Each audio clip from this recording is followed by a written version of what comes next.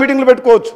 ఒక గ్రామంలో అయితే గొల్లగూడెం అని మనం పోయిన సార్ నేను స్కూల్లోనే గ్రామ పంచాయతీ స్కూలు అంగన్వాడీ కేంద్రం లేదు, జనాభా ఉంది, కొత్త గ్రామ పంచాయతీ అయింది. స్కూల్లో ఒక రూమ్లో గ్రామ పంచాయతీ, పక్క రూమ్లో అంగన్వాడీ కేంద్రం, అక్కడ స్కూల్ నడుస్తుంది.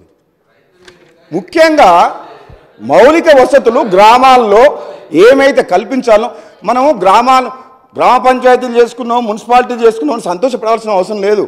ఎందుకంటే అంతమందికున్న మౌలిక వసతులు కల్పించి పాలనకు అన్నిటికీ ఒక మనకు అవసరమయ్యేటట్టు వాళ్ళకు ఇన్ఫ్రాస్ట్రక్చర్ క్రియేట్ చేసినప్పుడు మనం గ్రామ పంచాయతీ చేసుకుని లాభం అప్పుడు.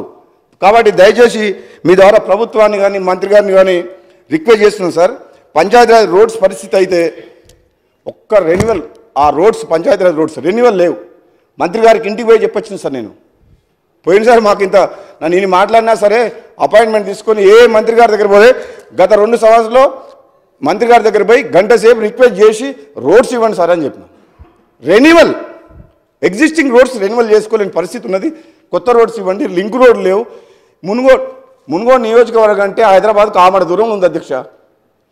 అసలు ఊర్లలోకి పోయి రోడ్లు లేవు, డ్రైనేజీ లేవు, ఇండ్లు లేవు. చూస్తుంటే నాకే బాధ అనిపిస్తుంది. వేల కోట్ల రూపాయలు కొన్ని నియోజకవర్గాలకు వెళ్ళిపోతున్నాయి, కానీ మాకు 1 కోటి, 2 కోట్లు, 10 కోట్లు, 5 కోట్లు కూడా దిక్కు లేదా? మేము శాసనసభ్యులం ఇంత ఉండి కూడా మేము ప్రతిసారి మాట్లాడుతున్నాం. హౌస్లో మాట్లాడినా, 0 అవర్లో పోయినసారి మాట్లాడినా ఒక్కటి కూడా మాట్లాడిన దానికి ఈరోజు ఇంప్లిమెంట్ కాలేదు అధ్యక్ష. గట్టుపల్లి మండలం చేయమని చెప్పి ముఖ్యమంత్రి గారిని, మంత్రి అందరిని అడిగినా నో అధ్యక్ష. అంటే మేము ప్రతిపక్షంలో ఉండడమే మా పాపమా? మేము చేసుకున్న పాపం ఏంది? మనం గెలిపించిన ప్రజల పాపమా? నాకైతే అర్థమవుతలేదు అధ్యక్ష. ఎందుకు చేస్తలేరు? మేము ఏం అడుగుతున్నాం? న్యాయంగానే అడుగుతున్నాం.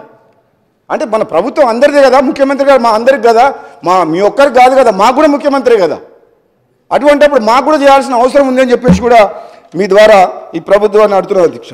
అదేవిధంగా అధ్యక్ష, గతంలో కాంగ్రెస్ ప్రభుత్వం కానీ అంతకుముందు ప్రభుత్వం ఉన్న టైంలో ఒక 14 ఇయర్స్ పాటు ఎన్ఆర్జీఎస్ పథకము ఫీల్డ్ అసిస్ట్ ద్వారా బ్రహ్మాండంగా సక్సెస్ చేశారు అధ్యక్ష. మరి వాళ్ళని ఇప్పుడు తీసేసిన తర్వాత అందులో మ్యాక్సిమం 7,700 మందిని బీసీలు, ఎస్సీలు, ఎస్టీలు ఉన్నారు. వాళ్ళందరూ రోడ్ల పాలైన అధ్యక్ష. వాళ్ళకి వయసు రీత్యా వేరే ఉద్యోగాలు కూడా వచ్చేటట్టు లేవు. వాళ్ళని ఆదుకోవాల్సిన బాధ్యత ఈ ప్రభుత్వం మీద ఉంది అని చెప్పి తెలియజేస్తున్నాం సార్ అధ్యక్ష. అదేవిధంగా అధ్యక్ష, రోడ్స్ అండ్ బిల్డింగ్స్ R&B మొత్తం సబ్జెక్టులు ఏం మాట్లాడే అధ్యక్ష, కొన్ని మాట్లాడతారు. అదేవిధంగా అధ్యక్ష, R&B డిపార్ట్మెంట్ సార్ వారు ఆవేశంతో మాట్లాడొద్దు అని అన్న సార్. నేను వారికి మంచి సలహా ఇచ్చిన సార్. ఆవేశంతో మాట్లాడకు, ఆలోచనతో మాట్లాడన్నా రాజగోపాల్ అన్న. మంచిగా అసెంబ్లీలో అందరికి పోతుంది, మాకు కూడా ఏమైనా తెలియాల్సినట్టు తెలుస్తాయి అని అన్నా సార్. అంతే తప్ప సబ్జెక్ట్ మిస్ అవుతావు, లైన్ మిస్ అవుతావు, మళ్ళీ ఏదో మాట్లాడతావు, ఎందుకు అన్నవద్దు, మంచిగా కూల్గా మాట్లాడన్నా అన్న. అంతే కదన్నా అన్నది సార్. మన మంత్రి గారు వచ్చి ఆవేశంగా మాట్లాడొద్దు అని చెప్పి నాకు చెప్పండి అధ్యక్ష. మీరు కూడా నిన్న అన్నారు అధ్యక్ష. సరే ఆవేశంగా మాట్లాడొద్దు అని అంటారు. సంవత్సరం కింద మనం అసెంబ్లీ పెట్టుకున్నాం, మళ్ళీ సంవత్సరం తర్వాత మాట్లాడుతున్నాం. ఈ సంవత్సరంలో కష్టాల్లో ఉన్న పేద ప్రజలు కానీ కరోనా సమయంలో ఎంతోమంది ఎన్నో సమస్యలు అడుగుతారు.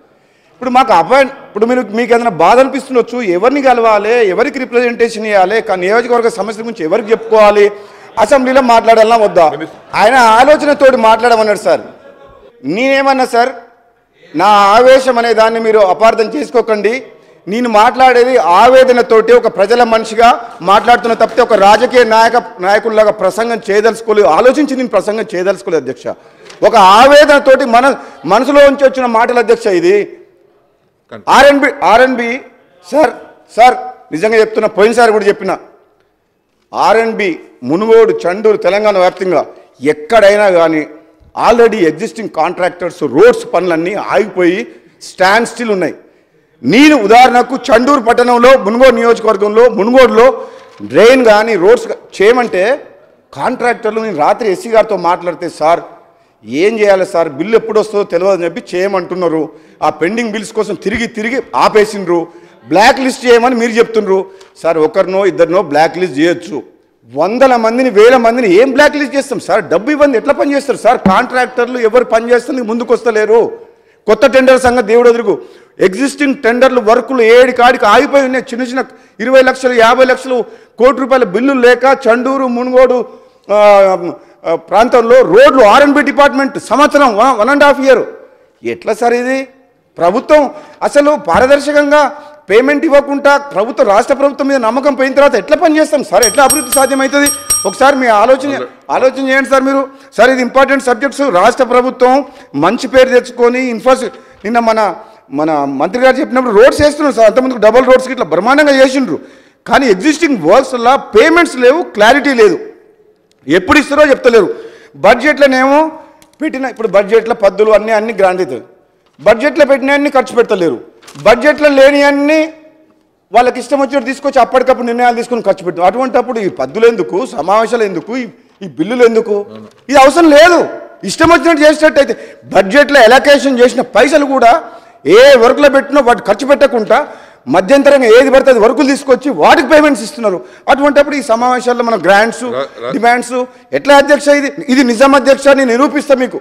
నేను చెప్తున్నా, ఇది ఆవేదనతో చెప్తున్నా. నేను ప్రభుత్వాన్ని నిందిస్తలేను.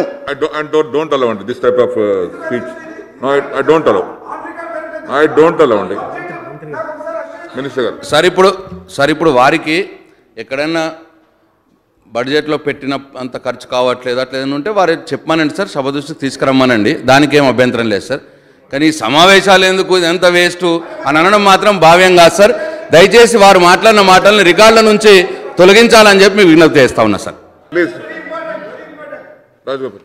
సార్ అధ్యక్ష సార్, ఈ మేజర్ ఇరిగేషన్ గురించి కూడా ఆ సబ్జెక్ట్ క్లోజ్ చేయండి సార్. రోడ్స్ మీ మంత్రి గారు మీరే చూడండి. నేను చెప్పింది కరెక్టో కాదో నేను ఇంతకంటే ఎక్కువ చెప్పలేని సమయం ఇస్తలేరు. కాబట్టి దయచేసి మీరు అర్థం చేసుకోండి, ఆ పరిస్థితిని అర్థం చేసుకొని గ్రౌండ్ రియాలిటీ రిపోర్ట్ తెచ్చుకొని మీరే యాక్షన్ చేయండి. హాయ్ ఫ్రెండ్స్, మా టుడే టుమారో యూట్యూబ్ ఛానల్ చూస్తున్నందుకు చాలా థ్యాంక్స్. మరిన్ని లేటెస్ట్ వీడియోస్ కోసం వెంటనే సబ్స్క్రైబ్ చేయండి. అలాగే ఈ బెల్ ని కూడా రింగ్ చేసేయండి. మా నోటిఫికేషన్స్ అన్ని మీ మొబైల్లో వస్తాయి. అలాగే మా వీడియోస్ మీకు నచ్చితే లైక్ చేయండి, షేర్ చేయండి, నచ్చకపోతే కామెంట్ చేయండి.